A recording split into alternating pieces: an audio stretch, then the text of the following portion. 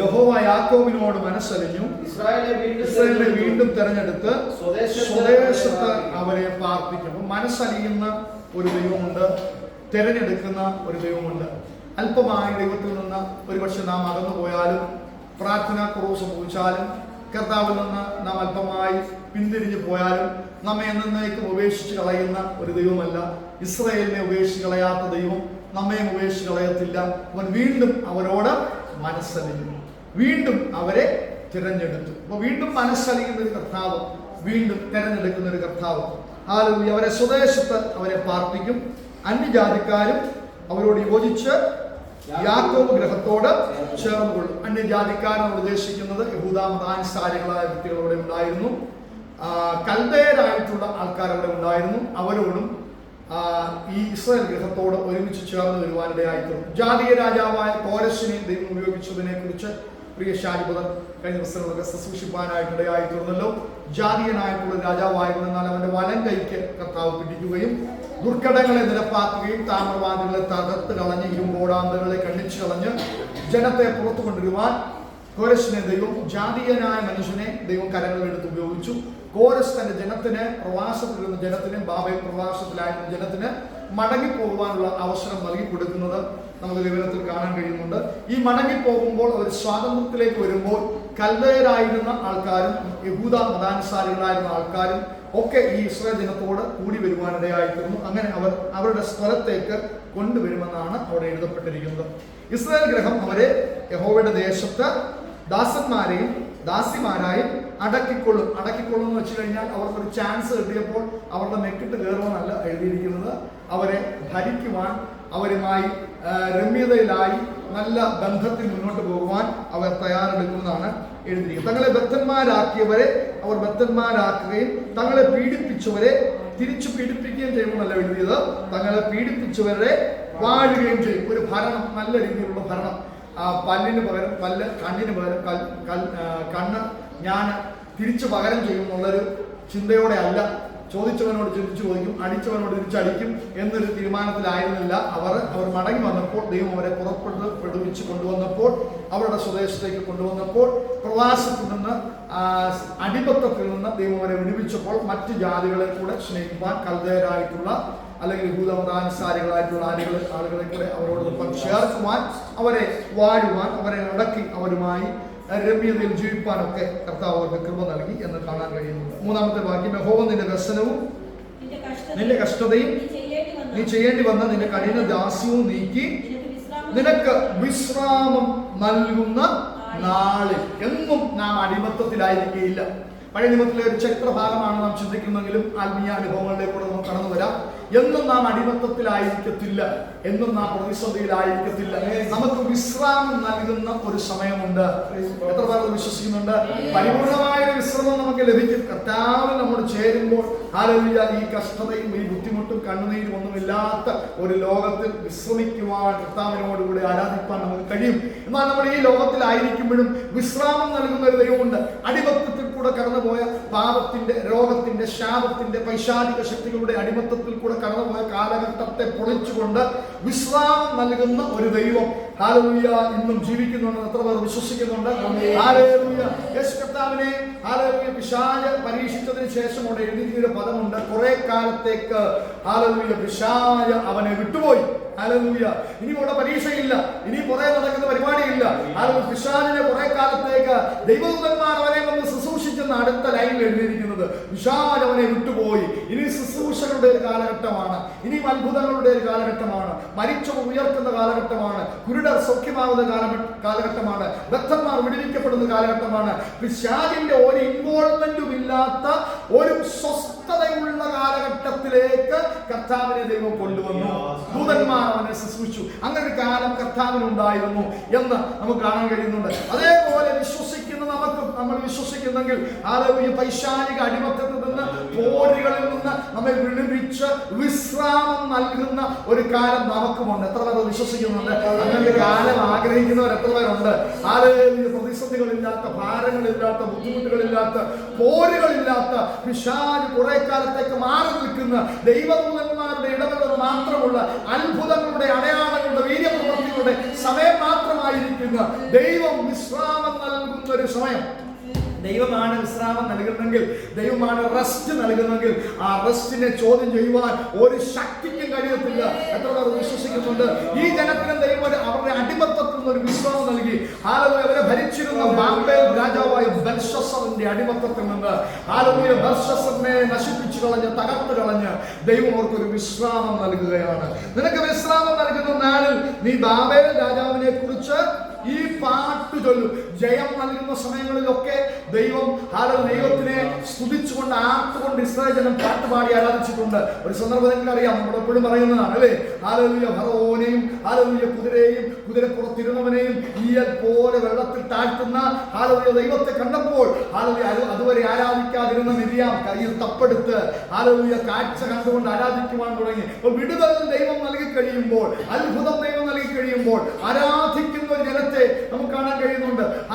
ചില സന്ദർഭങ്ങളിൽ കഷ്ടതയുടെ അനുഭവങ്ങളിലും ദൈവം ചെയ്ത നന്മകളെ ഓർത്ത് ദൈവത്തെ ആരാധിക്കുന്നവരുണ്ട്. പരിശുദ്ധാത്മാവിൽ നിറഞ്ഞ്, പ്രവചനാത്മാവിൽ നിറഞ്ഞ് ദൈവത്തെ ആരാധിക്കുന്നവരുണ്ട്. ഈ പദം ശ്രദ്ധിക്കുക, അവർ പാട്ട് ചൊല്ലും എന്ന് എഴുതിയിരിക്കുകയാണ്. പാട്ട് എന്നുള്ളതിന്റെ അവിടെ ട്രാൻസ്ലേഷൻ സുഭാഷിതങ്ങൾ, ലാമന്റേഷൻ, വിലാപങ്ങളാകാം, സുഭാഷിതങ്ങളാകാം, പ്രവചന ഗീതങ്ങളാകാം, പണ്ട് കാലത്ത് ദൈവം ചെയ്ത അത്ഭുതങ്ങളെ കുറിച്ചുള്ള വർണ്ണനകളാകാം. അതെല്ലാം ആ പാട്ട് എന്നുള്ള പദത്തിൽ അവിടെ വരുന്നുണ്ട്. ഇവിടെ എഴുതിയിരിക്കുന്നത് ബാബേൽ രാജാവിനെ കുറിച്ച്, ഞങ്ങളെ അടിമത്തത്തിൽ ഇട്ടുകളഞ്ഞ ബെൽഷസ്സറിന്റെ തകർച്ചയെ കുറിച്ച്, അവന്റെ അടിമത്തത്തിൽ നിന്ന് പുറപ്പെട്ട ജനം കർത്താവിനെ സ്തുതിക്കുന്ന പാട്ടെന്നാണ് എഴുതിയിരിക്കുന്നത്. ചില സന്ദർഭങ്ങളിൽ പ്രവചനാത്മാവിൽ നമുക്ക് ദൈവത്തെ സ്തുതിക്കുവാൻ, ആരാധിക്കുവാൻ കഴിയും അല്ലെ? മറിയ എലിസബത്തിനെ കണ്ടപ്പോൾ രണ്ടുപേരും പരിശുദ്ധാത്മാവിൽ നിറഞ്ഞ് പ്രവചനാത്മാവിൽ സംസാരിച്ച് ദൈവത്തെ സ്തുതിക്കുവാനിടയായി തീർന്നു. സക്കറിയ പുരോഹിതൻ യോഹന്നാൻ ജനിക്കുന്ന സമയത്ത്, അവന്റെ പേരിടുന്ന സമയത്ത് അവന്റെ അധരം തുറക്കപ്പെടുകയും പരിശുദ്ധാത്മാവിൽ, പ്രവചനാത്മാവിൽ നിറഞ്ഞ് സംസാരിക്കുകയും ചെയ്യും. അപ്പൊ സാധാരണ പ്രാർത്ഥനകൾ വ്യത്യസ്തമായി കർത്താവെ തരണമേ, വിടുവിക്കണമേ, സഹായിക്കണമേ, മേ മേ മേ എന്നുള്ള പ്രാർത്ഥനകൾ വ്യത്യസ്തമായി പരിശുദ്ധാത്മാവിൽ, പ്രവചനാത്മാവിൽ സുഭാഷിതങ്ങൾ പറയുന്നത്, ആത്മാവിൽ നിറഞ്ഞ് സംസാരിക്കുന്നത് നമ്മുടെ ആത്മീക വർധനയ്ക്കും ദൈവസഭയുടെ ആത്മീക വർധനയ്ക്കും ഒക്കെ കാരണമായി തീരും. പരസ്പരമുള്ള ആത്മീക വർധനയ്ക്ക് കാരണമായി തീരും. രണ്ടുപേരെ ഉള്ളു കൂട്ടായ്മയ്ക്ക്, എലിസബത്തും മറിയും. രണ്ടുപേരും പരിശുദ്ധാത്മാവിൽ നിറഞ്ഞു, രണ്ടുപേരും പ്രവചനാത്മാവിൽ സംസാരിച്ചു, രണ്ടുപേരും പരിശുദ്ധാത്മാവിൽ നിറഞ്ഞു. അപ്പോൾ ഒരുപാട് പേര് വേണമെന്നൊന്നുമില്ല. ആത്മാവിൽ നിറയുന്ന ഒന്നോ രണ്ടോ പേരുണ്ടെങ്കിലും ആ അന്തരീക്ഷം മാറുവാനിടയായിത്തീരും. അപ്പോൾ സുഭാഷിതങ്ങൾ, പാട്ട് ചൊല്ലുക, പരിശുദ്ധാത്മാവിൽ നിറഞ്ഞുള്ള പാട്ട്.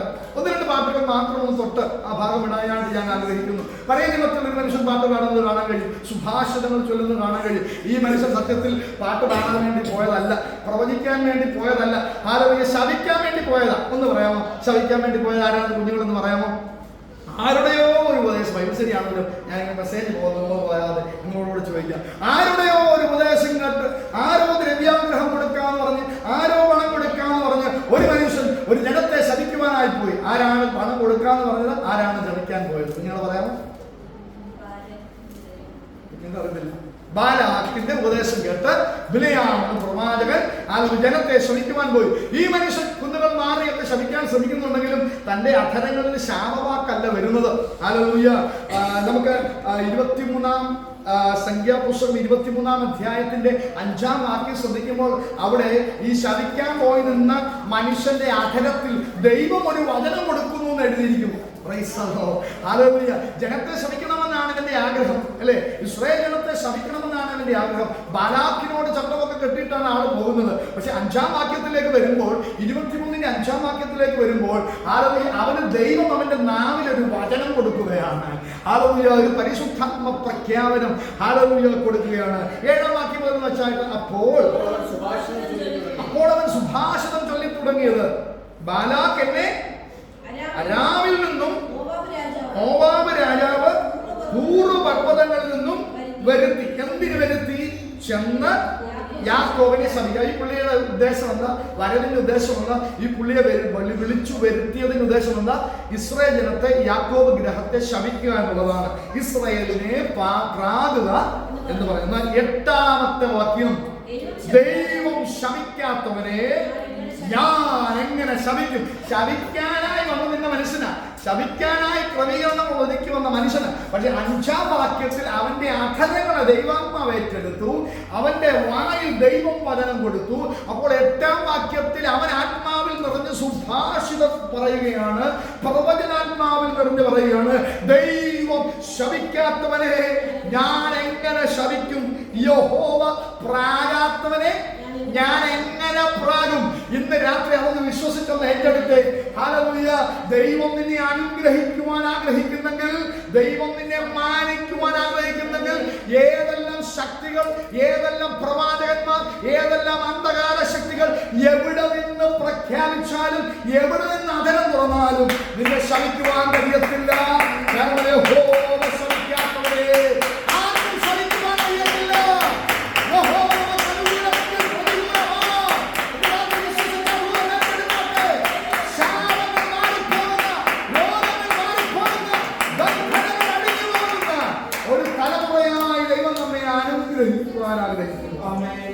യഹോവ ഞാൻ എങ്ങനെ പ്രാകുന്നത്? 9-ാമത്തെ വാക്യം, ശിലാഗ്രഹങ്ങളിൽ നിന്ന് ഞാൻ അവനെ കാണുന്നു, ഗിരികളിൽ നിന്ന് ഞാൻ അവനെ.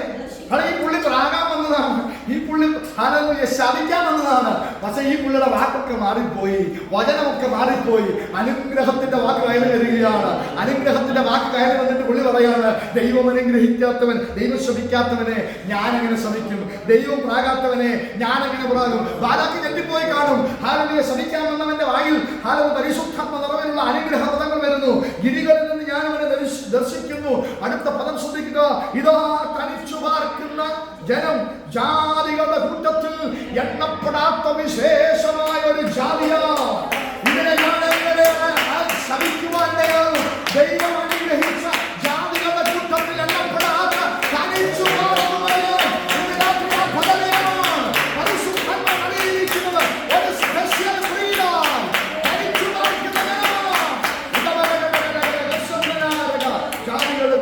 എണ്ണപ്പെടാത്തൊരു തലമുറ. പാക്കുന്ന വിഷയം വന്നതുകൊണ്ടാണ് അവർ ആ ഭാഗങ്ങൾ ചിന്തിച്ചത്. സുഭാഷിതം അല്ലെങ്കിൽ പ്രവചന ശബ്ദം, ലാമെന്റേഷൻ, വിലാപനം എന്ന പദങ്ങളുടെ അവിടെ വരുന്നുണ്ട്. യോബ് ഒരു വിലാപമായുള്ള പാട്ടാണ് പാടിയതെങ്കിലും ദൈവം ചെയ്ത നന്മകളെ കുറിച്ച്, കഴിഞ്ഞ നാളുകളിൽ ദൈവം ചെയ്ത അത്ഭുതങ്ങളെ കുറിച്ച് ചിന്തിച്ചൊരു ഭാഗമാണ് യോബിന്റെ പുസ്തകത്തിൽ യോബ് പാടുന്നത് കാണാൻ കഴിയുന്നത്. ഹല്ലേലൂയ. ഇടയ്ക്കൊക്കെ നമ്മളിൽ ദൈവം ചെയ്ത അത്ഭുതങ്ങളെ കുറിച്ചൊന്ന് തിരിഞ്ഞു നോക്കി ചിന്തിച്ചൊന്ന് ആരാധിക്കുന്ന നല്ലത്. ദൈവം നടത്തിയ വിധങ്ങൾ, ദൈവം ജോലിയിൽ പ്രവർത്തിച്ചത്, ദൈവം കുടുംബജീവിതത്തിൽ പ്രവർത്തിച്ചത്, ദൈവം ശുശ്രൂഷയിൽ പ്രവർത്തിച്ചത്, ദൈവം അനർത്ഥങ്ങളും അപകടങ്ങളും ഒന്ന് ചിന്തിച്ച്, കഴിഞ്ഞ നാളുകളെ കുറിച്ചൊന്ന് ചിന്തിച്ച് ആരാധിക്കുന്നത് അനുഗ്രഹമായിരിക്കും. ഹല്ലേലൂയ. യോബിന്റെ പുസ്തകം 29-ാമത്തെ അധ്യായത്തിന്റെ 1 മുതൽ 5 വരെയുള്ള വാക്യങ്ങളിൽ യോബ് ഒരു സുഭാഷിതം ചൊല്ലുന്നത്, ഒരു പാട്ട് പാടുന്നത് കാണാൻ കഴിയും. അതും പ്രവചനാത്മാവില്ല. ഈ അഭിഷിക്തന്മാരൊക്കെ പാട്ട് പാടുന്നത് പ്രവചനാത്മാവില്ല. ഹല്ലേലൂയ. ദാവീദ് എഴുതിയ സങ്കീർത്തനങ്ങളെല്ലാം പാട്ടുകളാണ്. അദ്ദേഹം പ്രവചനാത്മാവിൽ നിറഞ്ഞ് ഹല്ലേലൂയ യേശു കർത്താവിന്റെ മരണ, അടക്ക, പുനരുത്ഥാനത്തെ കുറിച്ചുള്ള പ്രവചന ശബ്ദങ്ങൾ പോലും ദാവീദ് പാട്ടായി ഹല്ലേലൂയ ആലപിക്കുന്നത് കാണാൻ കഴിയും. ഇവിടെ ഹല്ലേലൂയ നമ്മുടെ യോബും സുഭാഷിതം ചൊല്ലുകയാണ്. ഹല്ലേലൂയ. 29-ാമത്തെ അധ്യായം 1 മുതൽ 5 വരെ. അയ്യോ പണ്ടത്തെ വാസങ്ങളിലെ പോലെ, ദൈവം എന്നെ കാത്തുപോകുന്ന നാടുകളിലെ പോലെ ഞാനായെങ്കിൽ കൊള്ളാമായിരുന്നു. ഇങ്ങനെ ചിന്തിച്ചിട്ടുണ്ടോ നിങ്ങൾ? ഹല്ലേലൂയ. ദൈവം നടത്തിയ വിധങ്ങളെ കുറിച്ചൊന്ന് ഓർത്ത്, ദൈവം ചെയ്ത അത്ഭുതങ്ങളെ കുറിച്ചൊന്ന് ഓർത്ത്, ദൈവം വിടുവിച്ച വിധങ്ങളെ ഒന്ന് ഓർത്ത് ദൈവത്തെ സ്തുതിക്കുവാൻ. ഹല്ലേലൂയ. അവൻ പറയുക, പണ്ടത്തെ നാളുകളെ പോലെ ആയിരുന്നെങ്കിൽ കൊള്ളായിരുന്നു. അന്ന് അവന്റെ ദീപം എന്റെ തലയ്ക്കു മീതെ പ്രകാശിച്ചു. അവന്റെ വെളിച്ചത്താൽ ഞാൻ ഇരുട്ടിൽ കൂടെ നടന്നു. ഇരുട്ടില്ലായിരുന്നു എന്നല്ല, പ്രതിസന്ധി ഇല്ലായിരുന്നല്ല, പ്രശ്നങ്ങളില്ലായിരുന്നല്ല, പക്ഷെ ഇരുട്ടിൽ കൂടെ നടക്കുവാൻ ഒരു വെളിച്ചം എന്റെ തലവേൽ പ്രകാശിച്ചു കൊണ്ടിരുന്നു. അവന്റെ ദൈവം എന്റെ തലയ്ക്ക് മീതെ പ്രകാശിച്ചു കൊണ്ടിരുന്നു.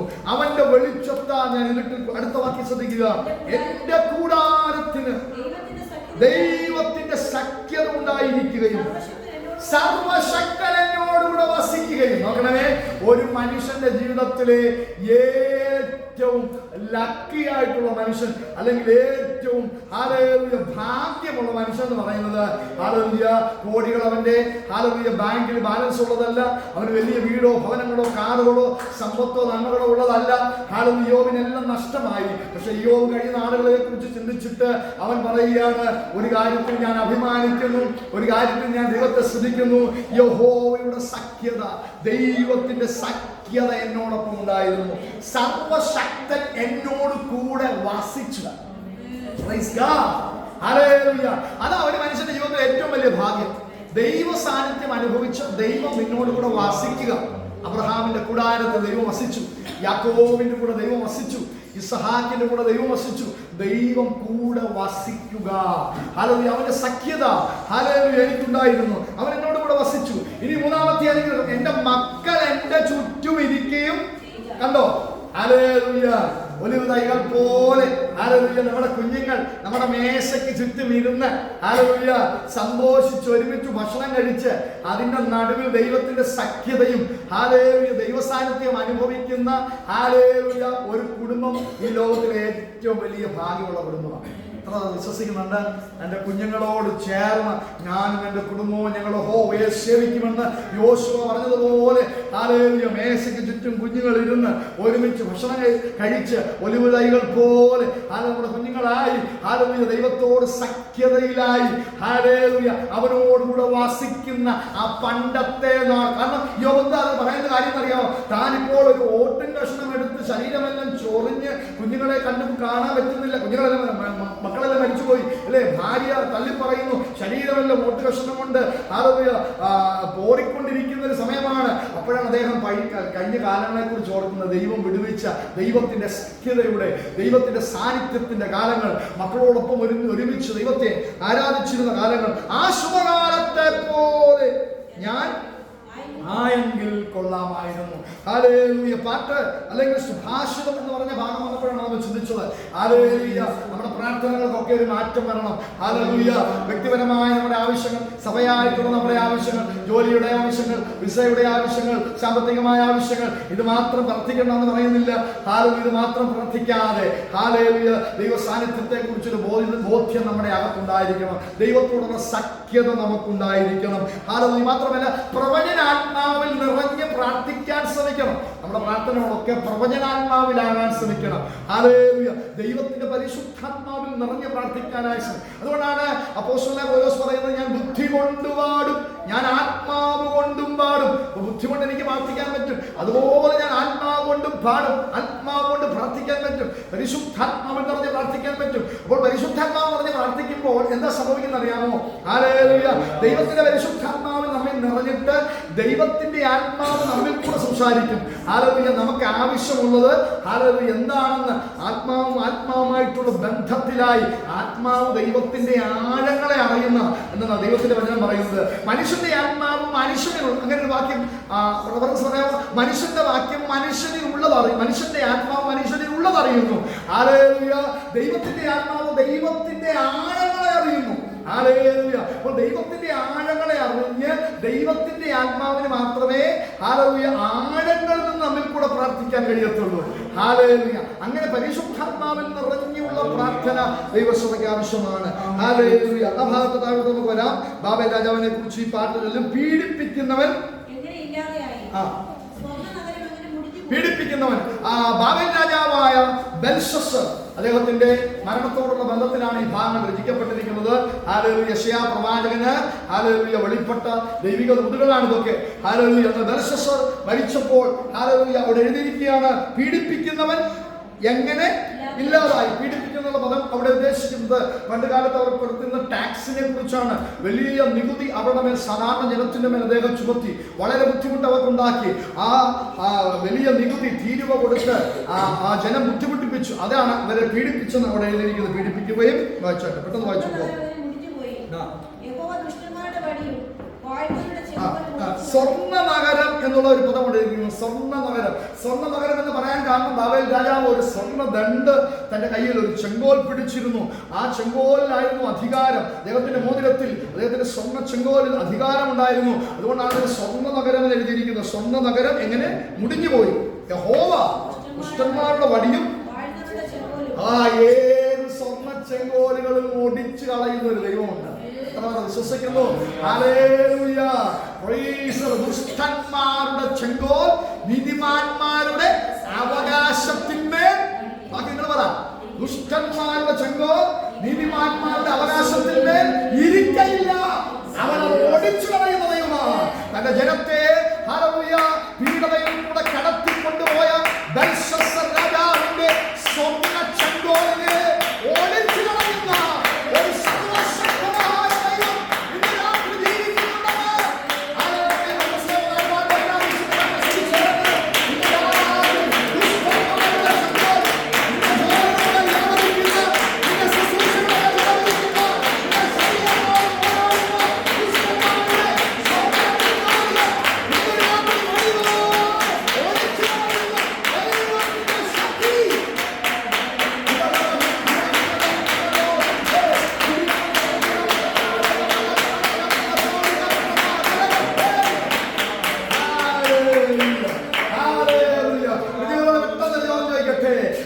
ഒരു രാജ്യത്ത് വടികളുടെ മേൽ ശക്തിയുള്ള ഒരു സാമ്രാജ്യം ഉണ്ടായിരുന്നു. വടിയിട്ടാൽ പാമ്പായി മാറുന്ന ഒരു സാമ്രാജ്യം ഉണ്ടായിരുന്നു.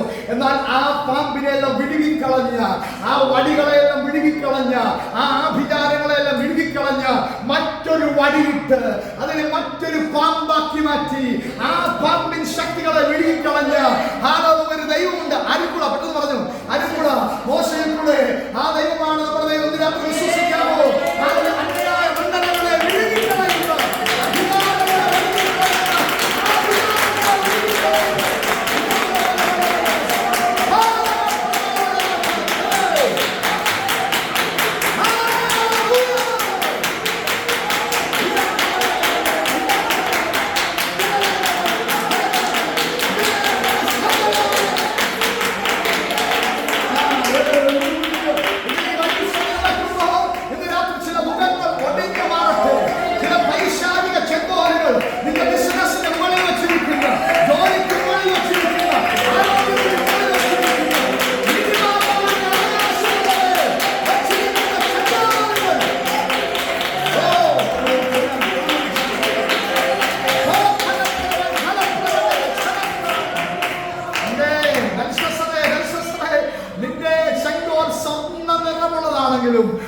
എത്ര അധികാര പദവിയിൽ നീരുന്നാലും ഒരു വടി പോലെ ഒടിച്ചു കളയുന്ന സർവശക്തനായ ഒരു ദൈവം ഇന്ന് രാത്രി ജീവിക്കുന്നുണ്ട്.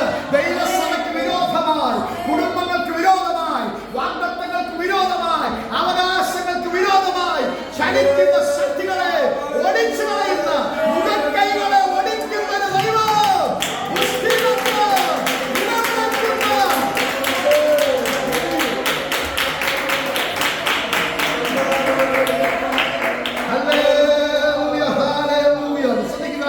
അവൻ ആരുടെ ഈ സ്വർണ്ണ വടിയെ ഒടിച്ചു കളഞ്ഞു, ബെൽശസ്സറിനെ കൊന്നുകളഞ്ഞു, സ്വർണ്ണ വടിയെ, സ്വർണ്ണ നഗരത്തെ ഹല്ലേലൂയ തകർത്ത് കളഞ്ഞു. വംശങ്ങളെ ഇടവിടാതെ ക്രോധത്തോടെ അടിക്കുകയും ആർക്കും അടുത്തുകൂടാത്ത മുതിരവത്താ ജാതികളെ കോപത്തോടെ ഭരിക്കുകയും ചെയ്തവനെ തന്നെ സർവഭൂമിയും വിശ്രമിച്ച് സ്വസ്ഥമായിരിക്കുന്നു.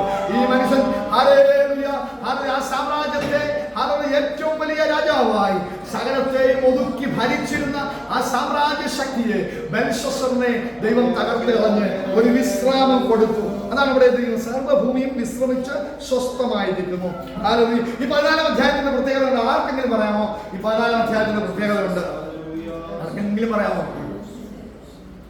എവിടെങ്കിലും ഏതെങ്കിലും വാക്യം നിങ്ങൾ 14-ാം അധ്യായത്തിൽ ശ്രദ്ധിച്ചിട്ടുണ്ടോ? എപ്പോഴേലും 12-ാമത്തെ വാക്യത്തിലേക്ക് ഒന്ന്, അരുണോദയപുത്രനായ ശുക്ര, നീ അങ്ങനെ ആകാശത്ത് നിന്ന് വീണു അല്ലേ? പിശാചിനെയും ബെൽശസ്സർ രാജാവിനെയും താരതമ്യപ്പെടുത്തി പരിശുദ്ധാത്മാവിൽ യെശയ്യാവ് എഴുതിയ ചില ഭാഗങ്ങൾ അവിടെ ഉണ്ട്. അത് സാത്താനെ കുറിച്ചുമാണ്. അതേസമയം സാത്താനി വ്യാപാരത്താൽ വ്യാപരിച്ചു നിൽക്കുന്ന ബെൽശസ്സറിനെ കുറിച്ചുമാണ്. ഹല്ലേലൂയ. അതിലേക്ക് നമുക്ക് പിന്നീട് വരാം. 8-ാമത്തെ വാക്യം കൂടെ വായിച്ച് നമുക്ക് പ്രാർത്ഥിക്കുവാൻ പോകും. 8-9 വാക്യം കൂടെ വായിച്ച് പ്രാർത്ഥിക്കണം. അപ്പോൾ ഇവനെ ദൈവം തകർത്തി കളയുന്നു, ഇവന്റെ സാമ്രാജ്യത്തെ തകർത്തി കളയുന്നു, ബെൽശസ്സറിനെ ഒടുക്കി കളയുന്നു. അതിനുശേഷം ആ സർവഭൂമിക്കും വിശ്രമം ദൈവം കൊടുക്കുന്നു. 7-ാമത്തെ വാക്യത്തിൽ അവൻ ആർത്തുപാടുന്നു, സരളവൃക്ഷങ്ങളും ലബാനോനിലെ ദേവദാരുക്കളും നിന്നെ കുറിച്ച് സന്തോഷിച്ചു. അവിടെ എഴുതിയിരിക്കുക സരളവൃക്ഷങ്ങൾ, ലബാനോനിലെ വൃക്ഷങ്ങൾ. ഒരു രാജാവ് മരിക്കണമെങ്കിൽ വൃക്ഷങ്ങൾ എന്തിനാണ് സന്തോഷിക്കുന്നത്? അവിടെ പരിശുദ്ധാത്മാവിൽ അഭിഷേകം എഴുതി വെക്കുക, സരളവൃക്ഷങ്ങൾ സന്തോഷിച്ചെന്ന്, ലെബാനോനിലെ ദേവദാരുക്കൾ സന്തോഷിച്ചെന്ന് എഴുതിയിരിക്കുക. വൃക്ഷങ്ങൾ പോലും ബെൽഷസ്സറിന്റെ മരണത്തിൽ ആനന്ദിക്കുകയാണ്. അതിന്റെ കാരണം എന്താണെന്നറിയാമോ? ഹല്ലേലൂയ. ഈ സരളവൃക്ഷങ്ങളും ലെബാനോനിലെ നല്ല മരങ്ങളും ഒക്കെ വെട്ടി അദ്ദേഹം എടുത്ത് തന്റെ അരമന പണിഞ്ഞു. അദ്ദേഹത്തിന് എന്നും പണി നടത്താൻ നേരമുണ്ടായിരുന്നു. അപ്പോൾ ഈ സരളവൃക്ഷങ്ങളും ലെബാനോനിലെ ദേവദാരുക്കളും ഒക്കെ കൊണ്ടാണ് അദ്ദേഹം വെട്ടി നുറുക്കി അരമനകൾ പണിത്. അപ്പോൾ വൃക്ഷങ്ങൾ പോലും അദ്ദേഹത്തിന്റെ മരണത്തിൽ സന്തോഷിക്കുകയാണെന്ന് പരിശുദ്ധാത്മാവിൽ എഴുതിയിരിക്കുന്നത്. വായിച്ചാട്ടെ, നീ വീട് കിടന്നത് മുതൽ നീ തകർന്നു പോയ പിന്നെ ഒരു വെട്ടുകാരനും പോലും ഞങ്ങളുടെ അടുത്ത് വന്ന് ഞങ്ങളെ വെട്ടാൻ വരുന്നില്ല, കയറി വരുന്നില്ല എന്ന് പറഞ്ഞു. ആ ഭാഗം നമുക്ക് പിന്നീട് ചിന്തിക്കാം. പാതാളത്തെ കുറിച്ച് നമ്മൾ അടുത്ത ക്ലാസ്സുകളിൽ പഠിക്കും.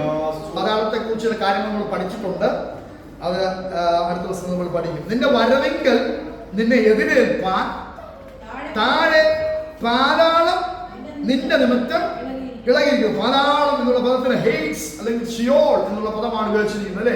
മരിച്ചവർ അവരുടെ വാസസ്ഥലമായി, അല്ലെ, ആദ്യം ഇറങ്ങിച്ചെന്നിരുന്ന സ്ഥലം. പണ്ട് നമ്മൾ ഈ സഭയുടെ സ്റ്റാർട്ടിങ് സമയത്തൊക്കെ പഠിച്ചതാണ്, മറന്നു പോയെന്ന് തോന്നുന്നു, ഇനിയും പഠിപ്പിക്കണമെന്ന് തോന്നുന്നു, അല്ലെ? അപ്പോൾ പാതാളം, അല്ലെ, മരിച്ചവർ വിശ്രമിക്കുന്ന ഒരു സ്ഥലം, അല്ലെ?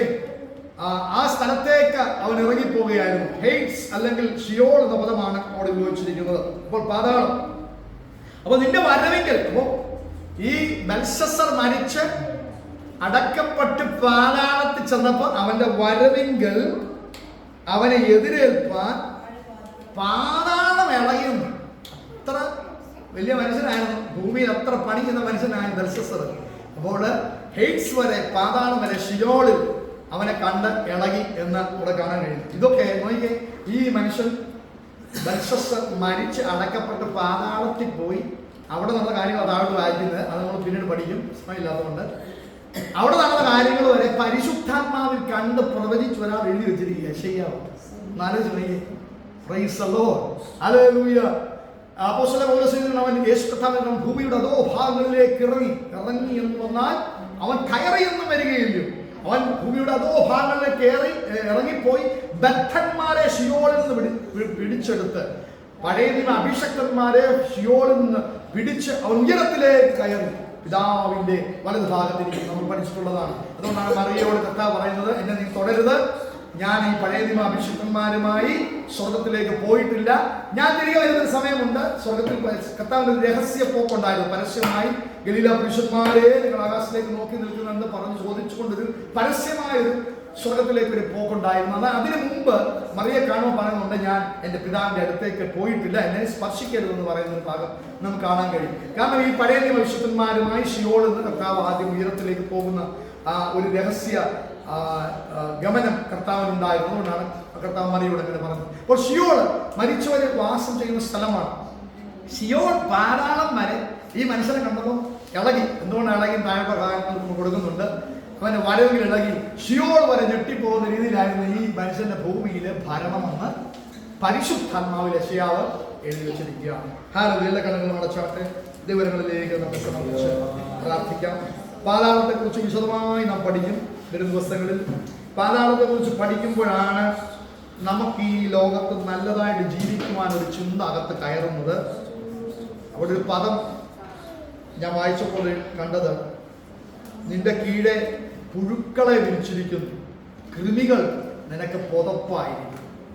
പാതാളം ആൾക്കാരെ പേടിപ്പിക്കാൻ, അല്ലെങ്കിൽ നരകം ആൾക്കാരെ പേടിപ്പിക്കാനുള്ള, ആൾക്കാരെ രക്ഷയിലേക്ക് നയിക്കാൻ, അല്ലെങ്കിൽ പാപം ചെയ്യാതിരിക്കാൻ വേണ്ടി പറയുന്ന ഒരു സംഭവമല്ല നരകം അല്ലെങ്കിൽ പാതാളം. അതൊരു യാഥാർത്ഥ്യം, പുഴുക്കളെ പുതപ്പാക്കി മാറ്റുന്ന ഒരു സാഹചര്യം. കർത്താവിൽ ആശ്രയിക്കാത്ത, വിശ്വസിക്കാത്ത ഒരു ജനത്തിന് സംഭവിക്കും. ഹല്ലേലൂയ. അതിന് വിശദമായിട്ട് ഒരു ദിവസങ്ങൾ പഠിക്കും. കണ്ണുള്ള ദിവസം അടയ്ക്കാം. അവിടെ പോകാതിരിക്കുവാൻ ഹല്ലേലൂയ ദൈവം നമ്മെ അനുവദിക്കാതിരിക്കേണ്ടതിന് നമ്മുടെ ജീവിതത്തെ ദൈവങ്ങളിലേക്ക് ഒന്ന് സമർപ്പിക്കാം. പാപസംബന്ധമായി മരിച്ചവർ, പഴയ മനുഷ്യനെ ക്രൂശിച്ചവർ, പുതുക്കത്തിന്റെ ആത്മാവിൽ നടക്കുന്ന ഒരുവനും പാതാളത്തിൽ പോകും.